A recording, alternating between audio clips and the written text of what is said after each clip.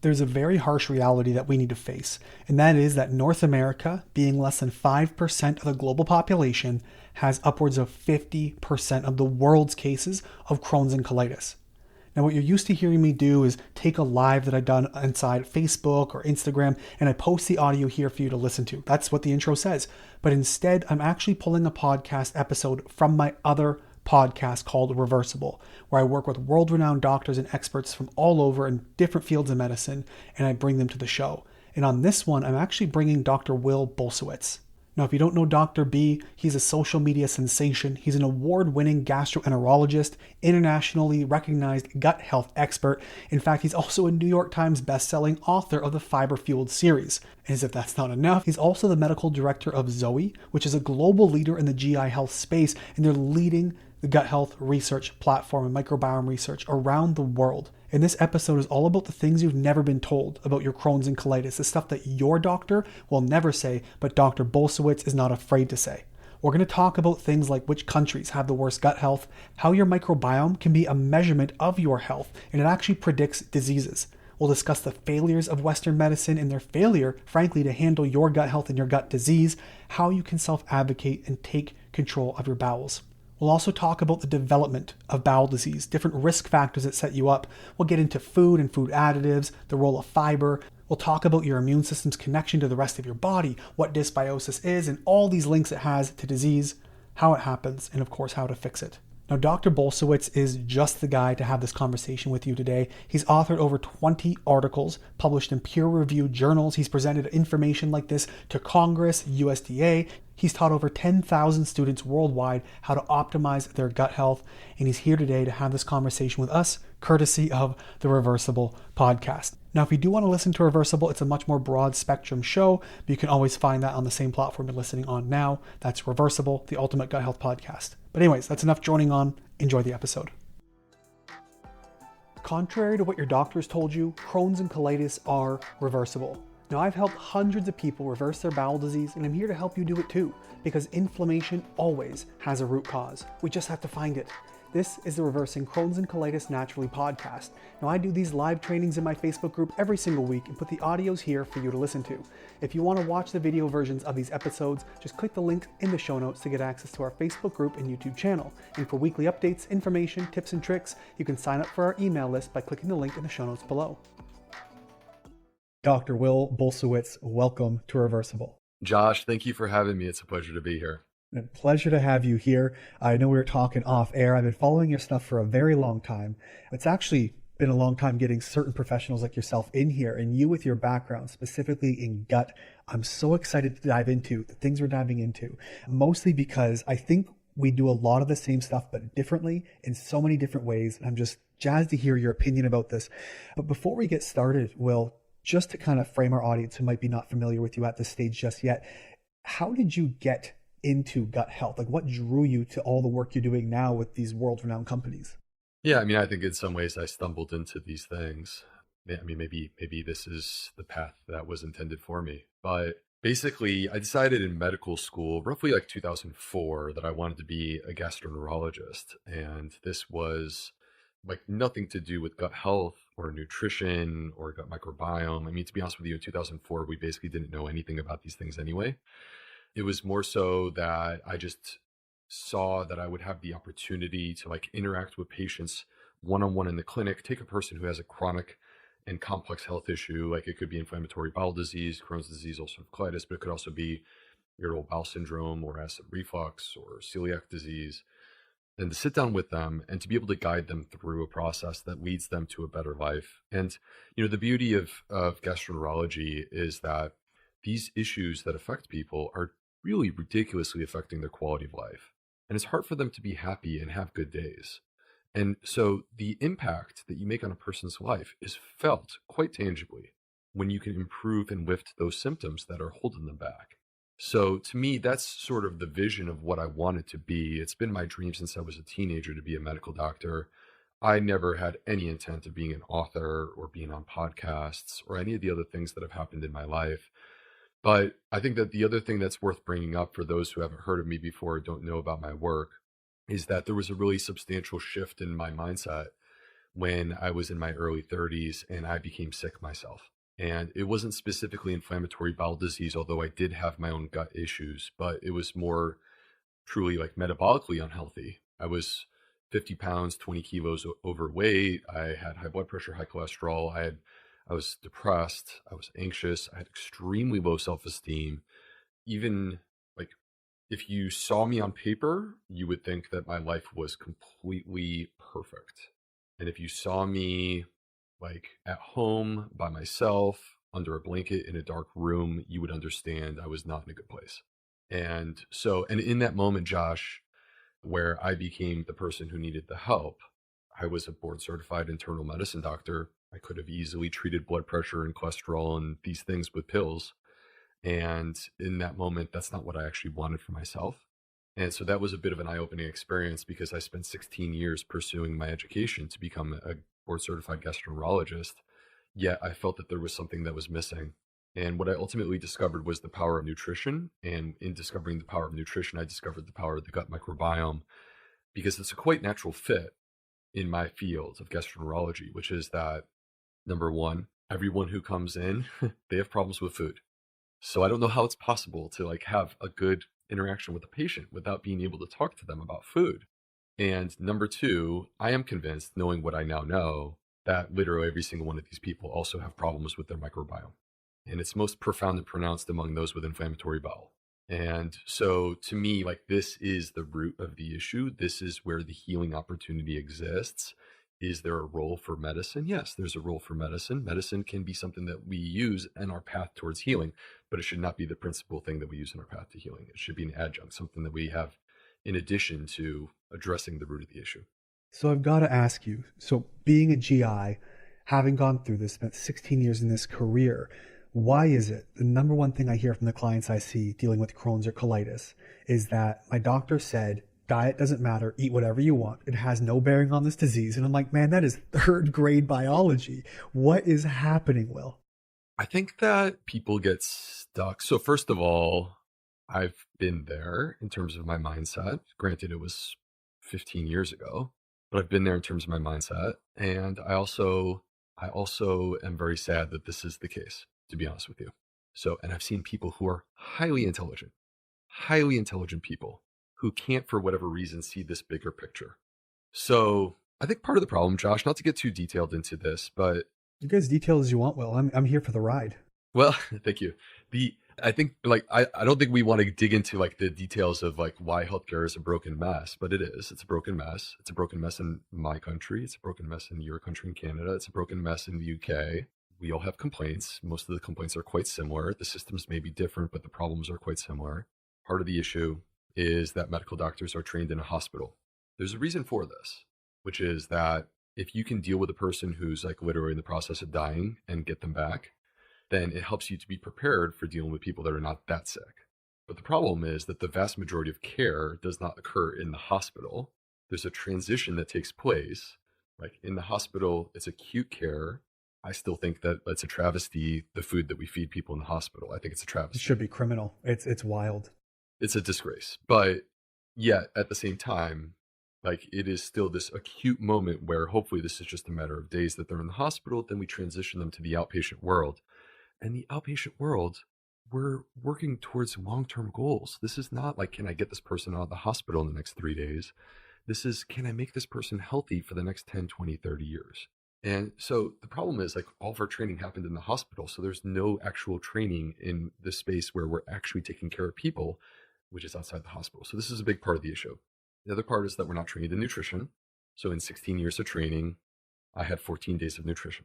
And that 14 days was not complete days, nor was it my ability to have a conversation with you if you were my patient. This was like, hey, here's this weird trilogy of symptoms like, congestive heart failure and skin changes and delirium. Name the vitamin deficiency. Okay, that's like completely irrelevant to actual practice. So, and I think that like at the end of the day, the other problem is that there's pressures within the system that are requiring doctors to produce in a very, very efficient fashion. By efficient, I mean minutes. And it's quick and easy to write a prescription. But if we want to talk nutrition, it's going to take us some time. Yeah. I think that's the biggest danger of an insurance-based model. I mean, if you're running a medical clinic and you want to be reimbursed and you're making, say, $20 for a patient, you get them in and out in 7 minutes, you want to pay your nurses, your overhead, you want to pay your staff, you have a lot of expense to cover. You spend more than 10, 12 minutes, you might be breaking even. And we're getting a lot of these people coming in and out who exactly what you're saying. I mean, it's a bizarre system where people are sort of stuck sick. Now, I like to joke my hairline's back here because my tinfoil hat rubs it all off. But the idea is that we have a system where really the money is made not at the beginning of life or the end of life. It's made in the middle, where people are sick and they're medicated for a lifetime of these medications. Like, talk about a subscription-based model. I mean, that's the best business revenue there is. And you have people from start to finish. I got clients coming in, I'm sure you've seen in your practice, as young as 3, 4 years old, dealing with bowel disease of some kind, all the way up to geriatric patients. And so, I mean, it's a pretty bizarre stretch we're starting to see in the growth of bowel disease, but people aren't getting the treatment that they need. So I'd love to ask, well, in your opinion, what is driving this epidemic? I've talked about it in previous podcasts that back in 1990, anywhere from 1.5 to 3 million global cases of IBD as per the CDC. Estimates in 2020, I think the last point of data was like 7.5 million. So we've gone up arguably up to 5 times in the last 30 years. Exponential growth. 50% of those diseases are in North America, which is just 5% of the global population. What is going on in North America in general that's leading people to have this epidemic of gut disease? Yeah, well, Josh, we also see similar and even in some cases more aggressive emergence of inflammatory bowel disease in third world countries as they industrialize, which I think gives us some of the clues as to what's going on. And I think that in order to properly understand this, you have to start with the fact that, like, what is inflammatory bowel disease? And many people describe it as autoimmune. And I actually think we need to refine that, believe it or not. It's not exactly that. I believe you so much. Keep going, please. So we all have a microbiome. You do, I do. The person with inflammatory bowel disease does. We all do. And this microbiome is an important part of our body, the way that our body functions, yet it's not actually our body. It's foreign to our body. It's made up of 38 trillion microbes. And we have sort of signed an agreement with them that, you help us, we'll help you. And this is how we're going to go through our life. And as long as we all commit to that agreement, then this should yield good results for all of us. And unfortunately, I feel like we've broken that agreement in the last 50 to 100 years. And a lot of that has to do with the lifestyle changes that have taken place during this period of time. So pinning it down to one thing is a bit unfair because I feel like that would be ignoring the broader context of everything that's happening here. But at the end of the day, coming back to inflammatory bowel disease and this question, like, is this autoimmune? I actually think that, so autoimmune is the rejection of our own body. But inflammatory bowel disease, our immune system is not rejecting our own body. In inflammatory bowel disease, our immune system is rejecting our microbiome. And so it's an attack. Our body has made the decision that our microbiome is the enemy, and therefore our microbiome needs to be eliminated in the same way that our immune system would eliminate a virus or a bacteria or a pathogen of some variety. And this is what creates that inflammation that we see, the inflammation that you see, whether it be in the colon in ulcerative colitis or whether it be throughout the intestines, classically the terminal ileum in the colon. In Crohn's disease, this is the result of our immune system being activated in response to something that it believes to be a threat, inappropriately believes to be a threat, and specifically in response to our microbiome. So the action's in the microbiome, the problem is in the microbiome. When these conditions emerge, it has to do with the microbiome. I'm not saying there's no genetic element. There is a genetic element, but it's not a change in our genetics that happened in the last 50 or 100 years. It's a change in our microbiome that's happened. And this is the consequence of, our microbiome is the product of our environment. And when people say environment, to most of us, we would think of, oh, well, do you mean like the world that we live in?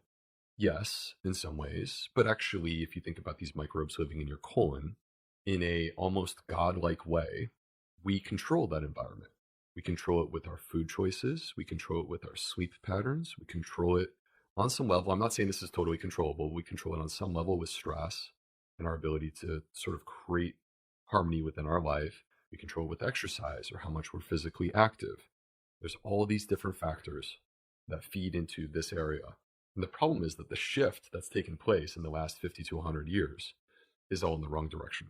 So it's this multifactorial thing that the life that you and I lead in 2024 is very different than the life that my grandfather led in 1924. Very different. It's interesting. Over my entire career here, I mean, we're going to probably see 200 cases of Crohn's colitis this year alone. And I have yet to have one GI specialist actually sit down and have a conversation about what it is we're doing, and remarkably successfully. I mean, we did over the last 2 years about 300. We'll do 200 this year, so it'll bring us to probably just north of 500 cases. And what's really unfortunate is, I'd say, the state of the medical system. And I will openly admit, I got a bit of a chip on my shoulder against conventional medicine for a lot of reasons, and sometimes a lot of GIs, because they go in after 15 years of trying to treat the patient with all the steroids, all the biologics, every drug under the sun. They've been on Stelara and Humira and Entyvio and Remicade. They've given them everything. And here they are 15 years later, and in 3 weeks, they go from 50 bowel movements down to 3. And they go, well, your medication must have finally started working. The math doesn't add up. And so I've yet to have any GIs really sit down. And what you guys are doing, and you're obviously affiliated with Zoe, and what you guys are doing down there is really changing the game on gut health and how people are seeing it. Are you working with the medical system directly? Are you sort of barred out from the traditional Western medical system, be it for profit or whatever else is going on that's maybe keeping you out? What does that look like to integrate this information, this clearly what's what I'm looking for, very tangible, very fixable stuff, to integrate it into the Western world? What is that looking like right now? Yeah. So I love talking about this because I feel like this addresses many of the concerns that you have and that I have too, right? Like, we're sharing a lot of the same concerns here. And I feel like, Zoe, we're a bit of like, we're disrupting, and we're a bit maverick in a way. Not in the way of like being out of control, but more so, let's think about it like this. We have healthcare systems, your country, my country, the UK, that say that diet and nutrition is not worth investing into, right? They're not going to pay to help you with this. Yet every single person, particularly people who with inflammatory bowel disease, when they go to their doctor, they want to know, what do I eat? And they're smart. They're smart enough to know that diet impacts their disease. Whether their doctor acknowledges that or not, they know that.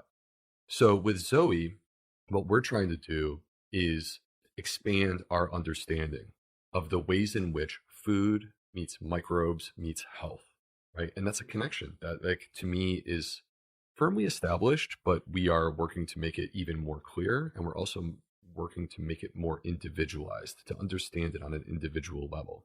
Now, in order to accomplish this, in order for me to basically say, like, Josh, for you personally, based upon your microbiome, and by the way, so I guess I should zoom out for a quick moment. People who do Zoe, and this is available in the US and the UK, it's not yet available in Canada, although we would love to be there one day soon. People who do Zoe, they receive a kit in the mail, and using that kit, they provide a microbiome specimen. They wear a continuous glucose monitor for 2 weeks. They enter into an app what they're eating. They eat cookies, and then they measure their blood fat through a finger prick onto a card.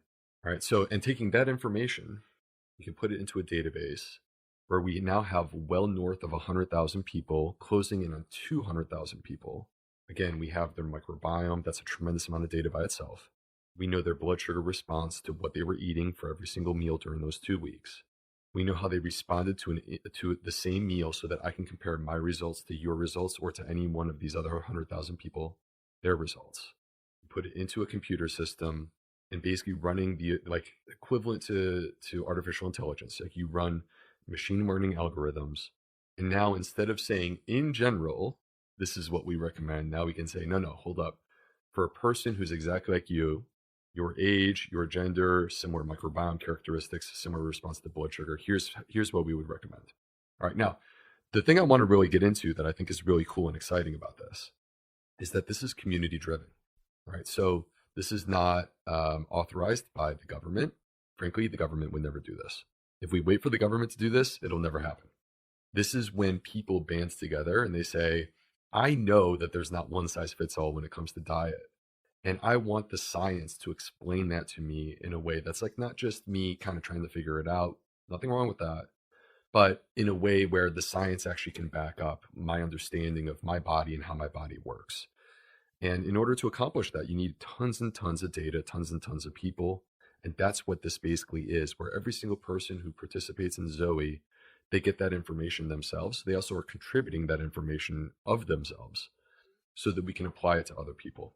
And as we grow, it allows us to get more granular and detailed. The future is having more than 1 million people. The future is having people with inflammatory bowel disease, Crohn's disease, ulcerative colitis, and other health conditions, irritable bowel syndrome, and getting granular with those conditions, not just on a general basis. So to me, like we are, I think, like doing really cool things. We just published our first randomized controlled trial in Nature Medicine, which is one of the top medical journals on the planet. We're doing really cool things already. But like, I think we're just getting started. I think it's going to be amazing what we do in the future. I think the entire science of the microbiome is just scratching the surface. There's so much more that's out there. And for everything we know, it's like the more we learn, the less we know. And we know nothing, which I think is really amazing. We got trillions of microbes. I mean, tens of millions of different strains and species and how they interact. It's really a grain of sand on a beach for how much we actually really fully understand of the microbiome, which each individual strain and species do and how they interact and how they signal. And it's a really bizarre system. But you had mentioned that that IBD is really a microbiome issue, which I find obviously, interesting as someone who works in Crohn's colitis. But I'd be curious your take onto what you believe it is in the microbiome that's driving the changes. And here's why I ask. We've distilled it down really to what we tend to see as 3 different things as being the primary. Now, the gut microbiome being as complex as it is, we might be 10, 20, or 50 years away from really hammering this down to the individualization of the gut microbiome and really being able to fine tune and tailor through FMT or whatever kind of intervention and treatment. But we look at this and say, okay, well, we've got hundreds of cases that we've seen. 95% of them, it comes down to 3 things: parasites, Clostridia, and fungal issues. And then whatever else is underlying that may have changed or altered that terrain. So maybe there is, like you said, the industrialization. I mean, we know, as a fun sidebar, Will, the EPA, when they actually approve pesticides, is on their website. The quote, it says, EPA only registers a pesticide when it determines it will not cause unreasonable adverse effects on humans or the environment while considering the economic, social, and environmental costs and benefits of the use of the pesticide. So the people being paid to approve the thing get to determine if there's a reasonable amount of damage to human life or the environment, whatever it is, before they say, yep, go ahead. The finances make sense, then we're good with this. And that's sort of what we're dealing with. So there's going to be many other layers. I'm looking at some of those. Maybe it's heavy metals that set the stage for fungal overgrowth and immunosuppression, or whatever it is. So in our practice, we've got this distillation. What is it you guys are seeing specifically in the microbiome? Is it the good? Is it the bad? Are there specific external microbes, like more easily detected things, like you can do an organic acid test and see the fungal issues? What is it you guys are figuring are the root causes of these diseases? Well, I think it's hard to pin it down to like some specific thing, at least in the landscape that I'm looking at. So I appreciate that there's different ways to approach similar issues. And, again, what I get back to is that if you're guiding a person to a place where their inflammatory bowel disease is under better control, then that is a win. And that's what we're looking for. So I'm an outcomes driven person, and I celebrate those outcomes regardless of how we got to that place. So yeah, so to me, this is a dysbiosis driven thing. I mean, we do have examples of specific bacteria, such as an inflammatory invasive E. coli that's been associated with the development of Crohn's disease. So, or there are other microbes that have been associated with these things. Now, like whether or not you can draw a microbiome specimen from an individual person who does not yet have inflammatory bowel disease and then predict that they will develop inflammatory bowel disease in the future, we're not yet at that place. But at the same time, as you have seen throughout your experience in dealing with these people, the development of inflammatory bowel disease does not happen like that. It takes time. And it is a process that ramps up until it becomes fulminant. So I do think that there's an evolving process that takes place, and certainly we could learn more by collecting microbiome specimens along the way. It would require us to have basically a massive cohort study of people that were monitoring their microbiome prior to developing inflammatory bowel. So you got to get real lucky or specialize in like wizardry or something to figure out, who's going to have it, where it's coming from, or you're looking at genetic models and predicting factors. Yeah, I think so. I mean, there are aspects that are predictive of developing inflammatory bowel disease. That being said, like predictive in a way where you can say with confidence that a person is likely or unlikely to develop the condition. No, that's not the case. But I think what we come back to though, Josh, is that like, you and I, we may be talking about inflammatory bowel disease right now, but obviously there's a world that exists. Like you take care of people with other digestive health issues outside of inflammatory bowel disease, and I have throughout my career as well. There's a world that exists where there's all these other health conditions that are digestive in nature related to our microbiome. And then like I want to expand that view much, much wider than that, where in my view, I'm seeing that there are these metabolic issues, and that's a lot of the work that we do at Zoe. There are these cognitive issues or mood related disorders. There are hormonal related problems that again, like the connection, it's not to say that the microbiome is the only factor in our health. That would be ignoring many other aspects of our body and how we work. But I think that it's worth acknowledging that the microbiome is a factor in the health and the manifestation of these issues. And if when we expand the scope, like if it's just digestive issues, it's already a lot of people. But if you expand that scope to include these other health related issues, which include metabolic, frankly, it's the majority of Americans. And to me, this is where this conversation becomes really important, because this is an opportunity, which is that don't wait until you have inflammatory bowel disease, and don't ask, like, I'm not saying it's wrong, but don't ask for a test to tell you whether or not you could or could not develop inflammatory bowel disease, knowing that it's not likely to be accurate. Let's focus on what we can do to elevate our health, all of us, whether we are healthy or unhealthy. Let's focus on that. That's what the opportunity is. It's a really unfortunate position I think a lot of people are put in. I was literally on the phone with a friend of mine today. His wife's having some bowel issues. She'll go 2 weeks without a bowel movement, and then she's on for a week on the toilet 10 times a day. And it's back and forth, and she can't figure it out. And she went to her doctor. They said, well, we can't refer you until you're bleeding or until we have ABC. It's like, it's not broke, don't fix it, to the nth degree. Where like imagine the insanity of going to your doctor with a hairline fraction. Like, yep, keep walking on your leg. When it turns into a compound and the bone breaks through the skin, then we'll treat you. And by treat you, we'll just put numbing cream on it for the pain, and your leg will kind of manage itself, because we're not treating the root cause of the problem. And we see this time and time again. And so we're not getting to these roots and these people. I mean, I know we can go around the same mountain 100 times in a row, but they're stuck here. And so I'd love to figure out, your lens. You mentioned metabolic, you mentioned E. coli. There's lots of different factors. Are you finding this? I mean, obviously you got 16 years professionally trained working in this beyond what I've got a handful of years through one specific lens. And I like to say, if you give me a hammer for long enough, eventually everything looks like a nail, where I'll go, oh yeah, well, I see Clostridia, I see parasites, I see fungus, I see A, B, C, D, therefore. And so as clinicians, we're responsible to do our due diligence, to not repeat the same thing and put people in a box because, oh, you look like these last 100 clients, therefore you must be the same thing. And so I'd love to get an idea of your scope and what you guys are doing right now. Are you finding there are common threads across the board where it's environmental? Is it toxins people are getting? You mentioned industrialization of third world countries where bowel disease is more prominent. There's a lot of different factors here, but at least in North America, and we'll even say UK, where the majority of these cases might be housed right now, are you seeing common threads where you can go 80% of people have this as a layer to their bowel disease? Well, what I can tell you is this, that we have a substantial amount of information about the microbiome of Americans versus British people. So, I mean, we have, a large microbiome study would be 1,000 people. That would be a large one. We have, again, like well over 100,000, over 10,000 in the United States, right? So with that many people, you can start to look and see things. And one of the things that we've discovered is that people in the United States generally have a less healthy microbiome than people in the UK.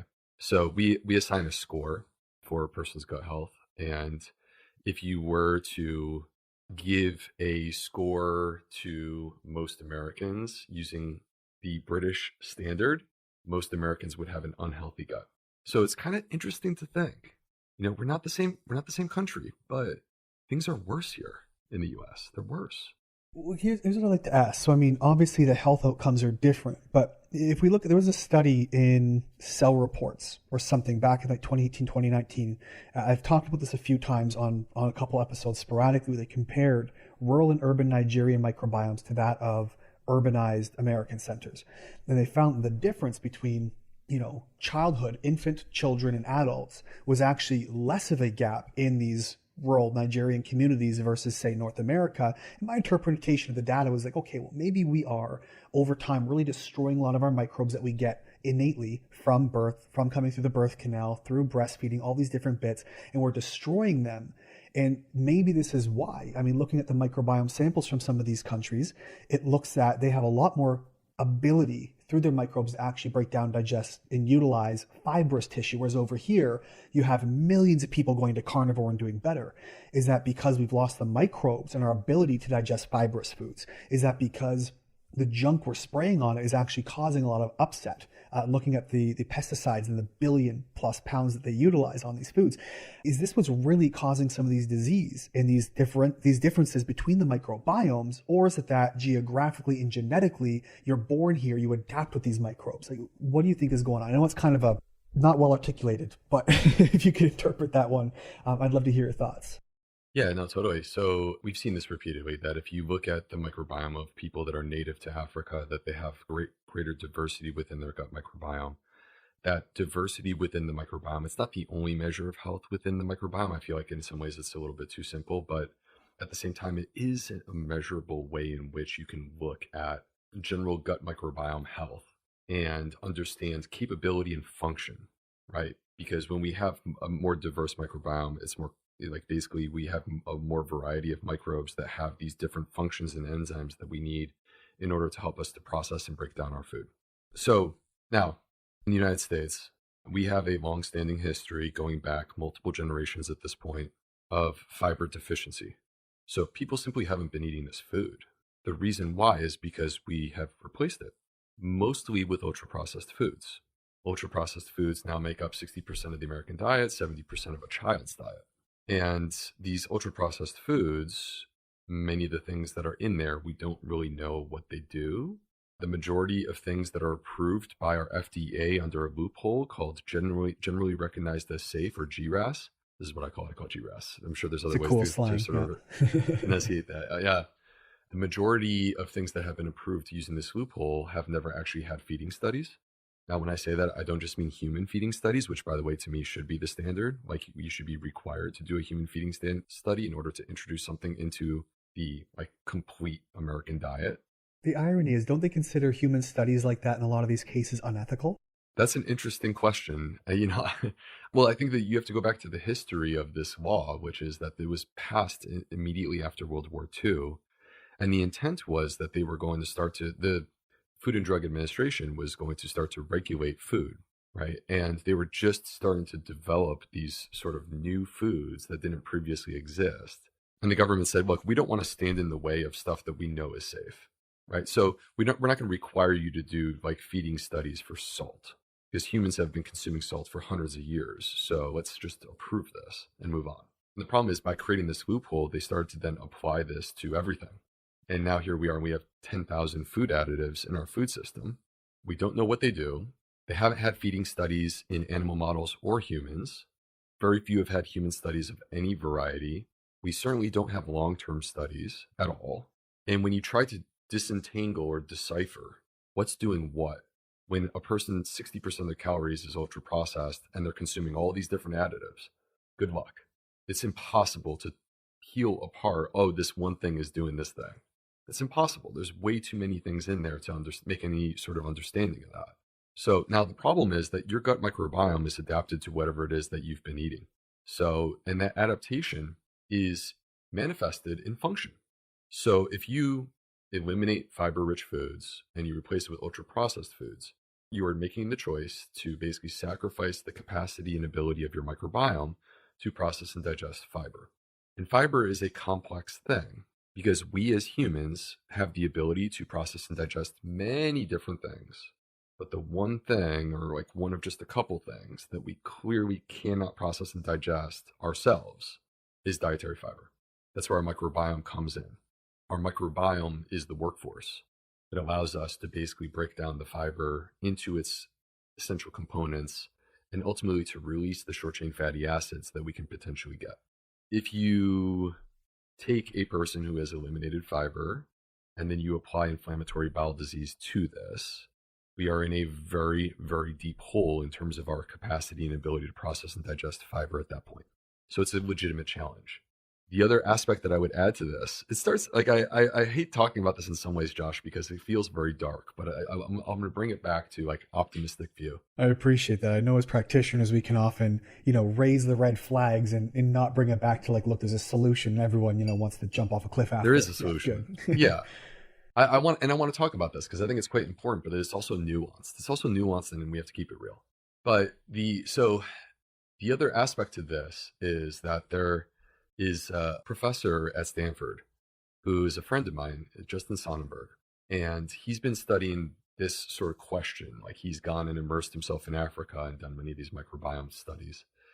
And one of the things that he's done is shown generational passing of the microbiome through fiber deficiency. So in other words, basically what he does is he says, I'm going to start with mouse number 1, all right, and I'm going to give mouse number 1 a low fiber diet.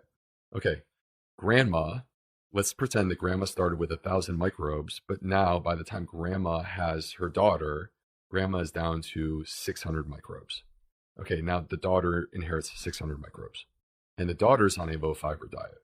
So the daughter goes from 600 microbes down to 300 microbes. Now she has the granddaughter, and the granddaughter inherits 300 microbes. This daughter has already inherited dysbiosis. In this research, now, of course, you can't recreate this in humans because that would take us 100 years. But in this research, when he reintroduces fiber, you're able to bring many of these things back, but not all of it. So is it possible that we have, through generations that started with our grandparents, of transitioning in the post-World War II period to a more ultra-processed diet, a more fiber-deficient diet? Is it possible that we have created an issue that has been transferred from our grandparents to our parents to us? Yes. Now, the key, though, from my perspective, is that, and this is like most applicable more than any other type of patient that I've ever worked with, to inflammatory bowel disease, because these are the people where, to me, the dysbiosis is the deepest. Because you don't just have dysbiosis under the hood. You have a chronic inflammatory condition where your immune system is actually digging you deeper. The dysbiosis in the state of a flare is worse. These people would benefit from the short chain fatty acids that come from fiber. The challenge is that their gut microbiome is not designed to process and digest fiber, particularly during a flare. And the amount that they can tolerate is very limited. So how do we address this? Number 1, we should work to get them out of a flare. When we get them out of a flare, that in itself is going to enhance their capacity and ability to process and digest food substantially. Number 2, we need to introduce fiber, but we need to do it in a very gentle, slow way. So, and this to me is a low FODMAP approach initially. So FODMAPs are fermentable carbohydrates that can cause a lot of gas and bloating and be hard for people who have gut issues to process and digest. So to me, you would start with a low FODMAP approach. And I'm not sitting here and saying that you need to just inflict pain on yourself and go 100% plant-based. This is not the argument. The argument is that fiber is to your benefit. Fiber can help you to heal your gut and make it stronger.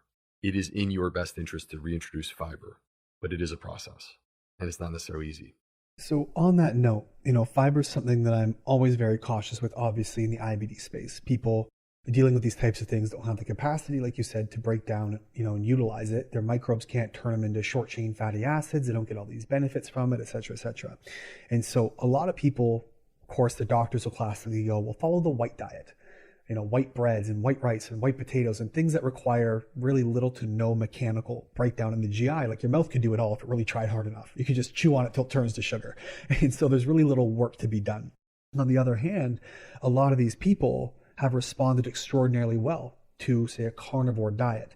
And on that same note, we've seen people go carnivore with microbiome testing at, say, 30 or a 3 month and a 9 month period who have actually shown an increase in their gut microbes. Now, is this simply through hormesis? Is this through something else? Are there microbes being introduced to these heavy proteins when they're carnivore based? What are we seeing here in the splits? Because obviously you're an advocate for fiber when appropriate. I'm not against fiber. In my practice, I've definitely seen, obviously in the limited scope that I've got here, I've seen a reduction in fiber, at least temporarily, beneficial than reintroducing it later.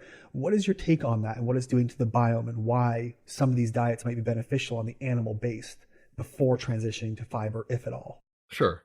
So I guess what I would say in response to this, and this is trying to focus on, because at the end of the day, what I care about again is outcomes and people being better. Like that's what I care about. I'm not here to promote a dietary pattern above all I else, respect that ignoring the for health. sure. Yeah. Yeah, right. So now, when it comes to carnivore, like as you know, we don't really have much data. That doesn't dismiss the fact that there are clearly people who have come forward to say that this has helped them substantially. So let's acknowledge that first. What may be going on there? How would I explain that knowing everything that I now know? Okay. Number one, they are eliminating ultra processed foods. There are additives that exist within ultra processed foods that I'm very concerned are disruptive to the gut microbiome, disruptive to the gut barrier, and as a result of that, are basically promoting the ongoing inflammation that results in inflammatory bowel disease. So that's number one. Number two, I do think that there's something to the idea that the simplicity of it, it's a little bit easier than, for example, what I'm proposing, which is to reduce your fiber intake, go low FODMAP, reintroduce over time, right? Like there's a lot more complexity to my proposition than there is to say eliminate all plant-based foods entirely, right? It's like pretty straightforward. Number three, I do think that by doing this, you are going to enhance the production of beta hydroxybutyrate and other ketone bodies. And so, what is beta hydroxybutyrate? One of the ketones. It is a cousin of butyrate. It's actually conceptually similar. It's not the same. They have looked at like activity of beta hydroxybutyrate versus butyrate, and it's less active than butyrate is. So, if you had a choice, you would choose butyrate. Yet at the same time, for a person who's not getting either, right, because they're on a fiber deprived Western diet and they're clearly not in ketosis, to shift towards getting beta hydroxybutyrate is clearly a step in the right direction. So that to me can be part of this process. Number four, the fourth thing that I would mention is that it's a journey. It's a journey of healing. And what's right for you in one moment may not be exactly what's right for you in 6 weeks, right? And in some ways, I think that there's a healing process that, let's pretend for a moment, Josh, that this person who's struggling with inflammatory bowel disease, they do this, they get better, right? And it's 6 weeks later and their microbiome's in a better place. I would make the argument that this would be my argument, that in the long term, not the short term, I'm not worried about 6 weeks, but in the long term, in terms of suppressing their inflammatory bowel disease, in terms of reducing their health risks, I would want to reintroduce fiber. I would want to transition them back to including this in their diet. So that's the way that I feel about it. And I think that that would be more possible if there was a healing that took place during those 6 weeks, as opposed to like, I don't know that people are trying to permanently restrict fiber for the rest of their life. But that to me is a quite scary idea because we don't know what that means. It's interesting. Have you had much of a chance to study some of these like populations, these tribes who are literally like raw meat carnivores? Like they kill a reindeer living up north in somewhere in Nunavut, and they eat the organs raw and drink the blood raw. Have you guys studied much of that through Zoe in the work that you guys are doing?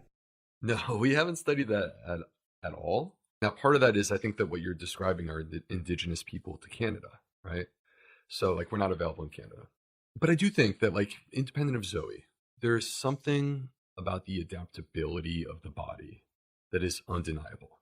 And so to me, like I think that part of what the message is here and trying to find the common ground, even though I like as you can tell, this is not the diet that I advocate for, but trying to find that common ground, I think that there is a message to be said for the adaptability of the body and the microbiome.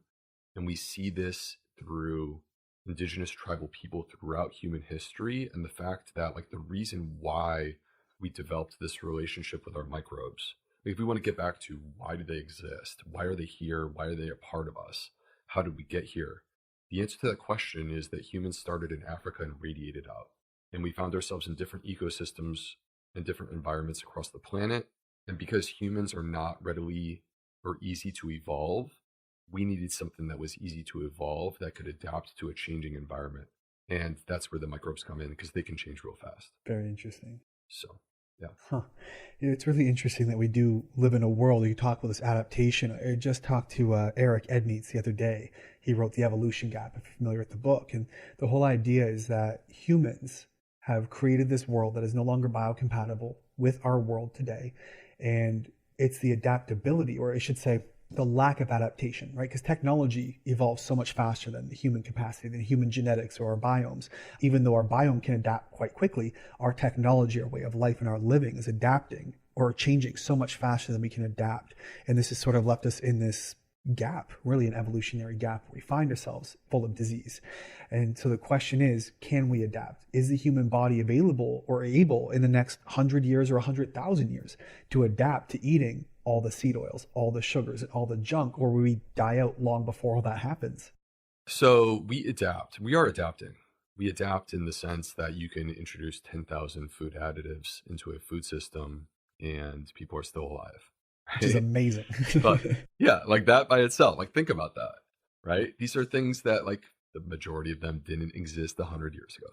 There was never a human in history that had ever consumed this. And now we're doing that times 10,000. All right. So yeah, we clearly adapt. I think that the issue is more so that through our healthcare system and advances in nutrition that have taken place that basically like make nutrition more readily available, right? Like nutrition is very easily accessible in our countries. Because of that, people are living longer. And by living longer, I mean like in general relative to the fact that the life expectancy not that long ago, 150 years ago, life expectancy was like 50, right? And that's because like if you had a heart attack, you clearly were going to die. If there was a pandemic, most people were going to die, right?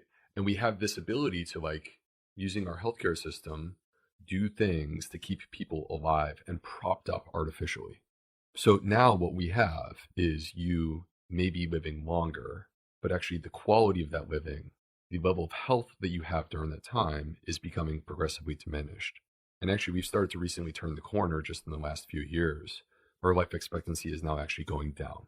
The thing about evolution, Josh, is that, and this is something I think about, is that like, if we think about it in a purely Darwinian way, so the concept is survival of the fittest, right? And the idea throughout like human history or the evolution of all life on this planet was that basically if you could survive long enough to procreate and put children out into the world, then you would pass on your genetics, and therefore your genetics would ultimately like become more and more dominant, right? And the traits that weren't able to survive to the point of procreation, they would stop existing. We clearly live long enough to procreate now, right? Like, so that sort of concept, like to me, evolution has gone out the window.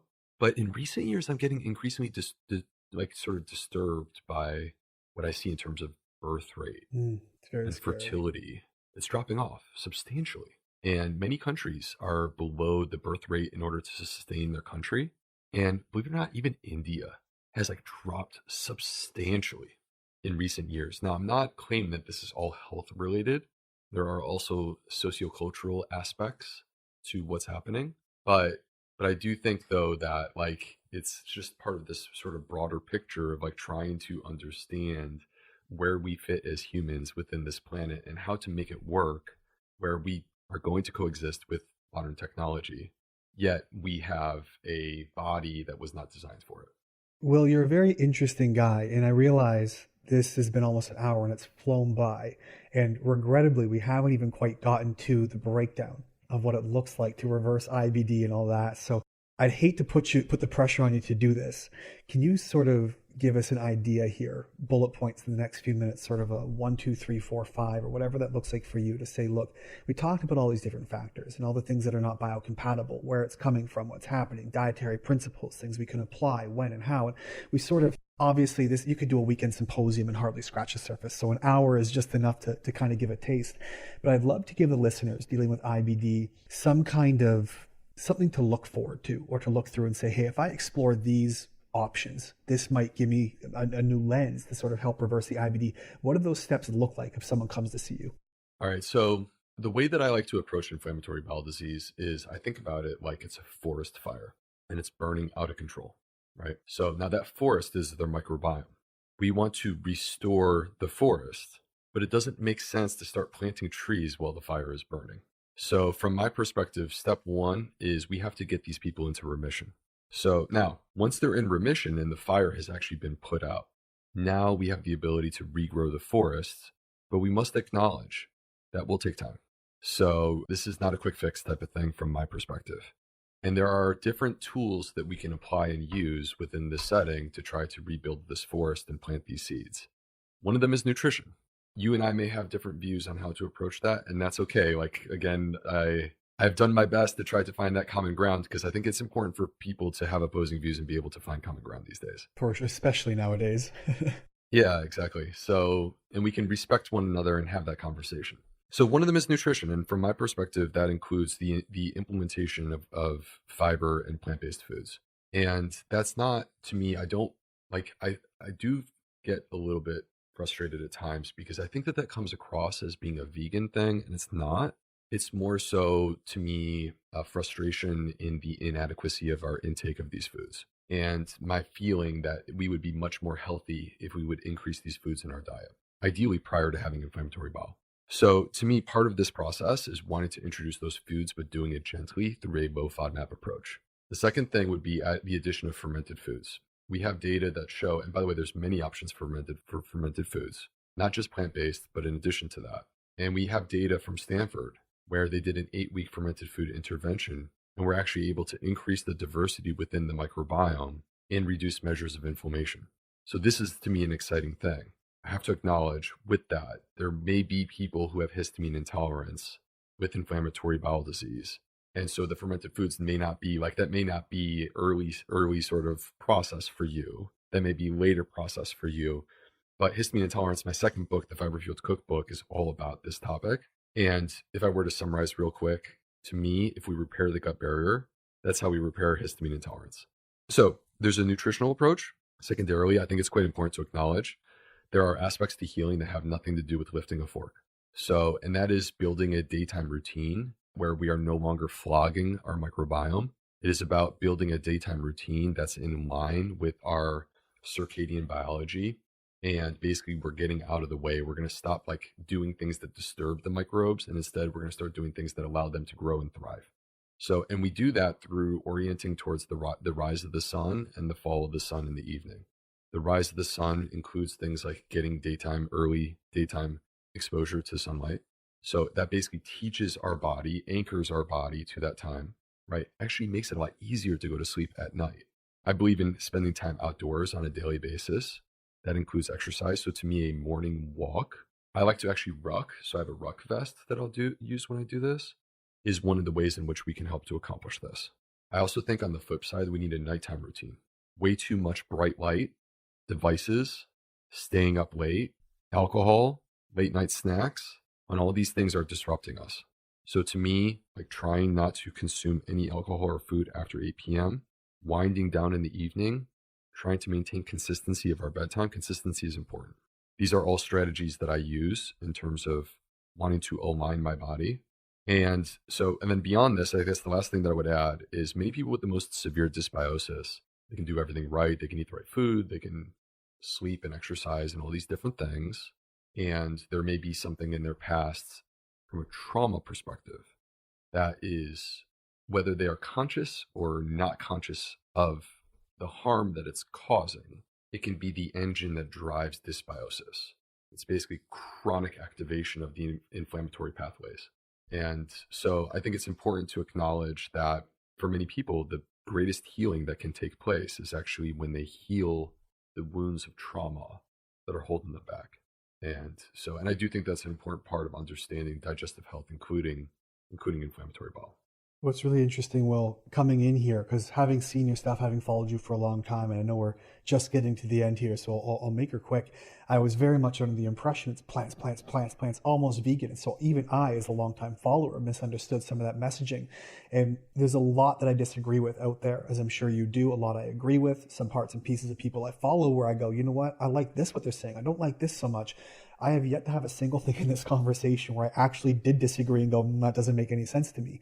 All of it's very founded. All of it is very middle ground. It's solution based and results oriented ultimately, with always like a, hey, you know what? I don't know, but I'd love to learn. And this has just been super eye opening. And I really had a very interesting time just hearing from you. I know, again, we just scratched the surface. I appreciate you saying that. And I think that, like, if I were to unpack this, because this is a point of frustration for me in my private life away from what you see on a screen. Sure. Okay. If I were to unpack this for a quick moment, there's a very big difference between the way that I would treat a person who had Crohn's disease or ulcerative colitis compared to the advice that I would basically put on the table for the average American who does not have inflammatory bowel disease. And and I think that that's part of what it is that, like, many of these things that I'm trying to do, I sincerely believe, Josh, and people are entitled to their opinion on this, but I sincerely believe that as we sit here in the United States, we're getting more sick. And the solution to this issue is, like, to me, this is me, if we could correct our fiber deficiency in the United States, this is for the general person, we would address a lot of these health issues. And I'm completely convinced of this. Now, to me, this is not a vegan thing.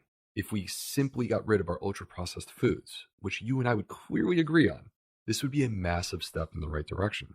So, but again, I think that the important point though is that when I sort of give that general advice, I'm looking at the big scope of people out there and the way in which I think that, like, what is the general approach, but there should be an individualized approach. And this is why I say my messaging changes when I'm talking to someone who has Crohn's or ulcerative colitis. But this is also why things like Zoe need to exist, because Zoe is not trying to give one size fits all advice. Zoe, what we're trying to do is crack the code on personalized nutrition so that we can show you how to eat for your, like, what works best for you personally. So that's, like, I think it comes back to these same general concepts. Yeah, I think it'd be very interesting one day to see almost like a standardized version of personalized healthcare, where we have this data and all this information based on blood and microbiomes. We can do all these tests, and here's what we can do for you, and here's what we know is going to work based on 1,000 years of data.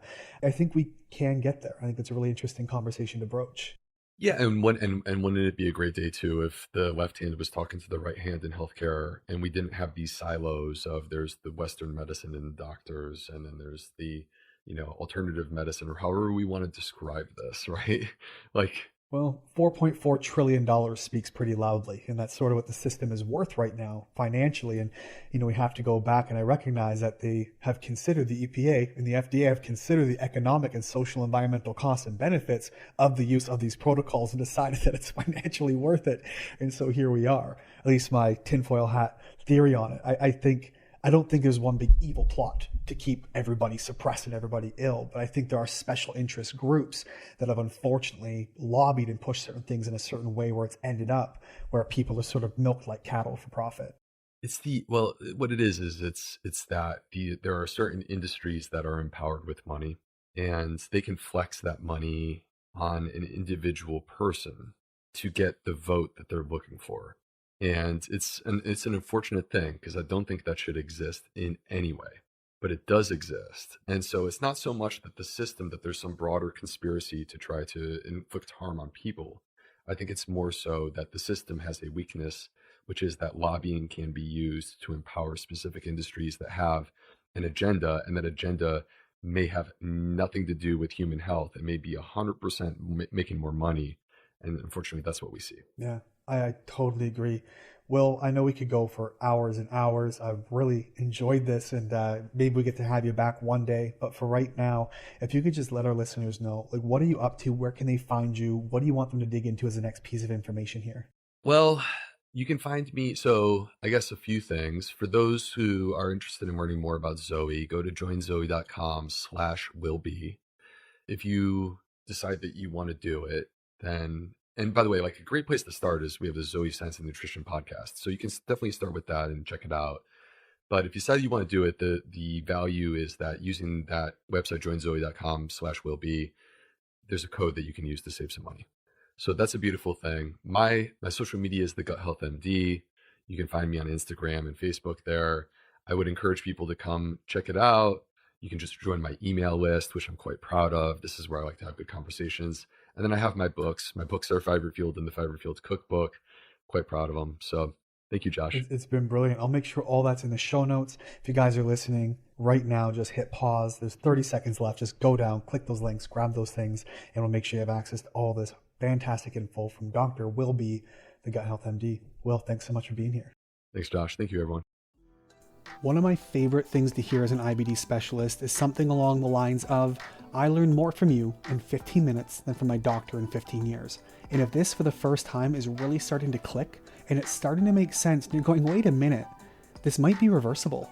I think there's more that I can do. This condition came out of nowhere. It happened to me out of the blue. I was healthy for 10, 20, 30, 40 years, and suddenly I wasn't, and you're telling me there's no cause. If you're understanding finally that there is a cause, that something is driving this, I want to invite you to check the link in the show notes below. Send me an email, ask a question, see if a program is a right fit for you, because I promise you, this doesn't have to be a lifelong sentence. You're not doomed to this, and IBD can be reversed.